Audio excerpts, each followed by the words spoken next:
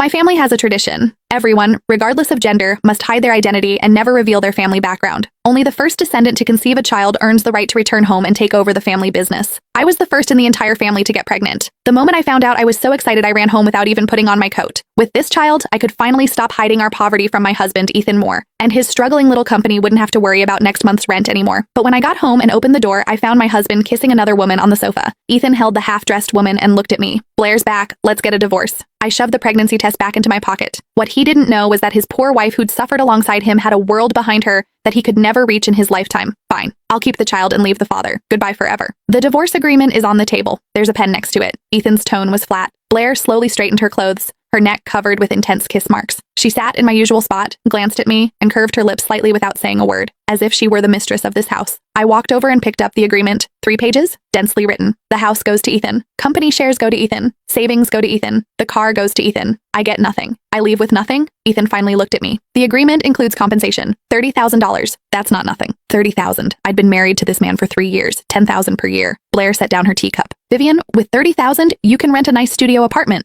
I stared at her. "When did you get back?" "Yesterday." Blair tilted her head. "Ethan picked me up from the airport. He waited 4 hours. My flight was delayed. Yesterday. Yesterday, Ethan told me he had to work late at the company." Blair stood up and walked to Ethan's side, naturally linking her arm through his. "Ethan said you're a good person and wouldn't make things difficult for me." Ethan didn't pull away from her touch. The phone in my pocket pressed against the pregnancy test, jabbing painfully into my thigh. I'd planned to come home and tell him, "Ethan, we're having a baby. You won't have to lose sleep over rent anymore. Won't have to grovel and drink with clients until you get stomach bleeding." I thought today would be our best day. "Where's the pen?" Ethan pointed to the coffee table. I crouched down to get the pen. From this angle, I could see Blair's hand resting on Ethan's waist. When I uncapped the pen, the pregnancy test nearly slipped out of my pocket. I quickly pressed it back in. "Sign on the last page. Date it today." Ethan's voice came from above. I signed my name, Vivian Stone, put down the pen, and stood up. "Fine. The agreement needs to be filed at the courthouse to take effect. Tomorrow morning at 9, I'll come find you." After speaking, Ethan picked up his phone and unlocked it right in front of me, scrolling to his contacts. He changed my label from "My Darling Wife" to Vivian Stone. Then he closed his phone and put it back in his pocket. Blair leaned on his shoulder. "Ethan, I want to eat your spaghetti." "All right, I'll make it right now." Ethan actually turned and went into the kitchen. 3 years, and he'd never cooked for me once. I'd asked him if he could cook. He said no, said he couldn't even fry an egg without burning it. Now he tied his apron with more practiced ease than tying his shoelaces. Blair shrugged at me. "Vivian, don't just stand there. Hurry and take whatever you need. Tomorrow I'm having people come redecorate. I looked at your clothes. They're all pretty worn. Don't bother taking them. They're too shabby even for cleaning rags." I went back to the bedroom and grabbed my important documents and a cloth bag containing a few things I'd brought from home when I got married. Things that had nothing to do with Ethan. When I came out and passed the kitchen, Ethan was cutting tomatoes. The knife thumped against the cutting board. He didn't look up. I changed my shoes at the door.